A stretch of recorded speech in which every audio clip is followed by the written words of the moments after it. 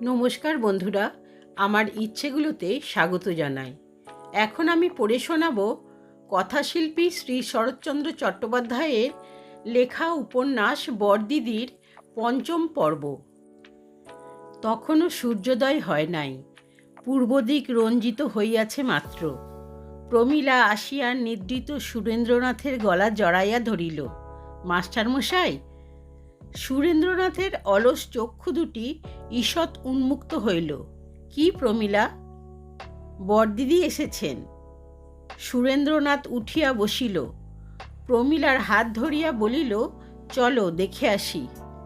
এই দেখিবার বাসনাটি তাহার মনে কেমন করিয়া উদয় হইল বলা যায় না, এবং এতদিন পরে কেন যে সে প্রমীলার হাত ধরিয়া চক্ষু মুছিতে মুছিতে ভিতরে চলিল তাহাও বুঝিতে পারা গেল না।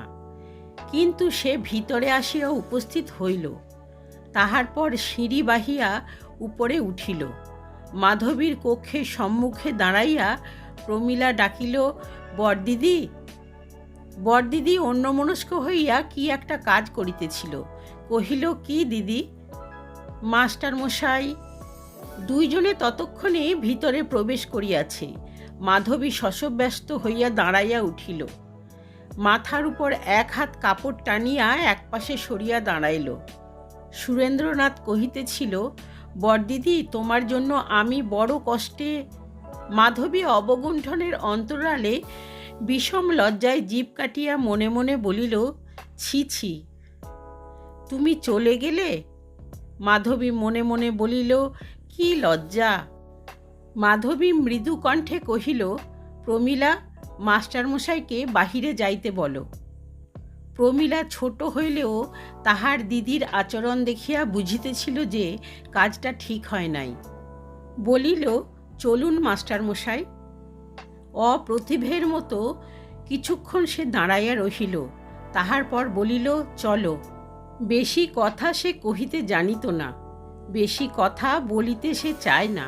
তবে সারা দিন মেঘের পর সূর্য উঠিলে হঠাৎ যেমন লোকে সেদিকে চাহিতে চায়, ক্ষণকালের জন্য যেমন মনে থাকে না যে সূর্যের পানে চাহিতে নাই, কিংবা চাহিলে চক্ষু পীড়িত হয়, তেমনি এক মাস মেঘাচ্ছন্ন আকাশের তলে থাকিয়া প্রথম সূর্যোদয়ের সহিত সুরেন্দ্রনাথ পরম আহ্লাদে চাহিয়া দেখিতে গিয়াছিল। কিন্তু ফল যে এরূপ দাঁড়াইবে তাহা সে জানিত না। সেই দিন হইতে তাহার যত্নটা একটু কমিয়া আসিল। মাধবী যেন একটু লজ্জা করিত। বিন্দু দাসী নাকি কথাটা লইয়া একটু হাসিয়াছিল। সুরেন্দ্রনাথও একটু সংকুচিত হইয়া পড়িয়াছিল। আজকাল সে যেন দেখিতে পায় তাহার বড়দিদির অসীম ভাণ্ডার সসীম হইয়াছে। ভগিনীর যত্ন, জননীর স্নেহ পরশ যেন তাহার গায়ে আর লাগে না, একটু দূরে দূরে থাকিয়া সরিয়া যায়। একদিন সে প্রমীলাকে কহিল, বড়দিদি আমার উপর রাগ করেছেন না? প্রমীলা বলিল, হাঁ। কেন রে? আপনি অমন করে বাড়ির ভিতর গিয়েছিলেন কেন? যেতে নেই না? তা কি যেতে হয়? দিদি খুব রাগ করেছে। সুরেন্দ্র পুস্তকখানা বন্ধ করিয়া বলিল, তাই তো।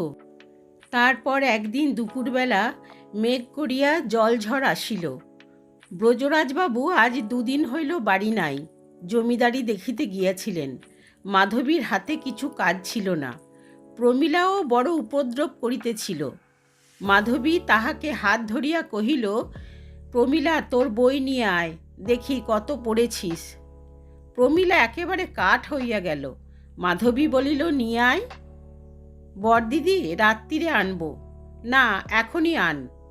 নিতান্ত দুঃখিত মনে তখন সে বই আনিতে গেল। আনিয়া বলিল, মাস্টারমশাই কিছুই পড়ায়নি, খালি আপনি পড়ে। মাধবী জিজ্ঞাসা করিতে বসিল। আগাগোড়া জিজ্ঞাসা করিয়া বুঝিল যে সত্যই মাস্টারমশাই কিছুই পড়ান নাই। অধিকন্তু যাহা সে শিখিয়াছিল, শিক্ষক নিযুক্ত করিবার পর এই ৩-৪ মাস ধরিয়া ধীরে ধীরে সবটুকু ভুলিয়া গিয়াছে। মাধবী বিরক্ত হইয়া বিন্দুকে ডাকিয়া কহিল, বিন্দু, মাস্টারকে জিজ্ঞেস করে আয় তো, কেন প্রমীলাকে এতদিন একটুও পড়াননি? বিন্দু যখন জিজ্ঞাসা করিতে গেল, মাস্টার তখন প্রবলেম ভাবিতেছিল। বিন্দু কহিল, মাস্টার মশাই, বড়দিদি বলছেন যে আপনি ছোট দিদিকে কিছু পড়াননি কেন? মাস্টার মশাই শুনিতে পাইল না। এবার বিন্দু জোরে বলিল, মাস্টার মশাই। কি? বড়দিদি বলছেন। কি বলছেন? ছোট দিদিকে পড়াননি কেন? অন্যমনস্ক হইয়া সে জবাব দিল, ভালো লাগে না। বিন্দু ভাবিল মন্দ নয়, এ কথাটা সে মাধবীকে জানাইল। মাধবীর রাগ হইল। সে নিচে আসিয়া দ্বারের অন্তরালে থাকিয়া বিন্দুকে দিয়া বলাইল, ছোট দিদিকে একেবারে পড়াননি কেন? কথাটা বার 2-3 জিজ্ঞাসা করিবার পর সুরেন্দ্রনাথ কহিল, আমি পারব না। মাধবী ভাবিল, এ কেমন কথা? বিন্দু বলিল, তবে আপনি কি জন্য আছেন? না থাকলে কোথা যাব? তবে পড়ান না কেন? সুরেন্দ্রনাথের এবার চৈতন্য হইল। ফিরিয়া বসিয়া কহিল, কি বলছ? বিন্দু এতক্ষণ ধরিয়া কি কহিতেছিল তাহাই আবার আবৃত্তি করিল। সুরেন্দ্রনাথ তখন কহিল, সে তো রোজ পড়ে। পড়ে, কিন্তু আপনি দেখেন কি? না, আমার সময় হয় না। তবে এ বাড়িতে কেন আছেন? সুরেন্দ্র চুপ করিয়া তাহা ভাবিতে লাগিল। আপনি আর পড়াতে পারবেন না? না, আমার পড়াতে ভালো লাগে না।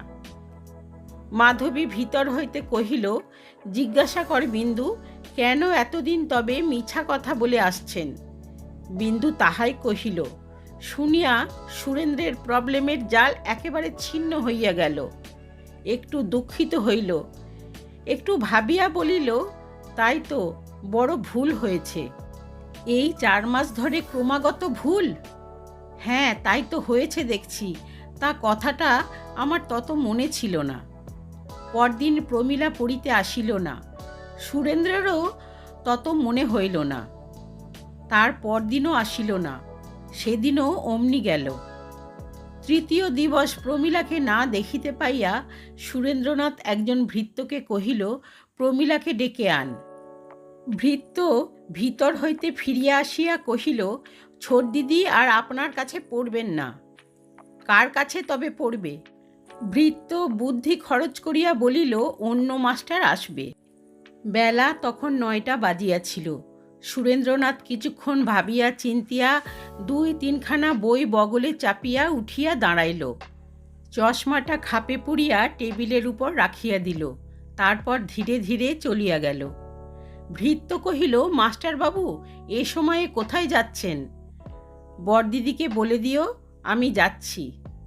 আর আসবেন না? সুরেন্দ্রনাথ এ কথাটা শুনিতে পাইল না। বিনা উত্তরে ফটকের বাহিরে আসিয়া পড়িল। বেলা 2টা বাজিয়া গেল, তথাপি সুরেন্দ্র ফিরিল না।